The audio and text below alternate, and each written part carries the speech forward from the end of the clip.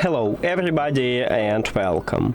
In this video I will show you how to pair your Earbuds CREATIVE Zen Air Plus with your Android device.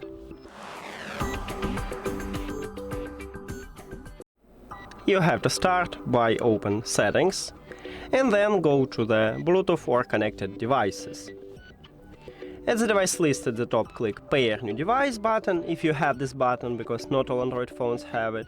Maybe you need to only enter to the Bluetooth or connected devices. After that, open the charging case, and if your earbuds don't connect it with another devices, they will enter to pairing mode automatically, and you know it by the LED light what blinking red and blue. Then you need to tap at your earbuds and click Pair after that. Now, if your earbuds already connected with another device, and we can enter to pairing mode manually.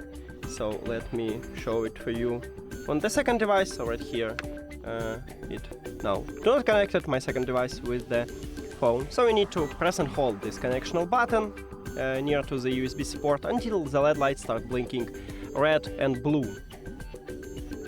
And now, as you can see, we have them at the device list also. And that's it. Thank you for watching this video. If you found it helpful, please consider subscribing to the channel and leave the like on the video. See you later!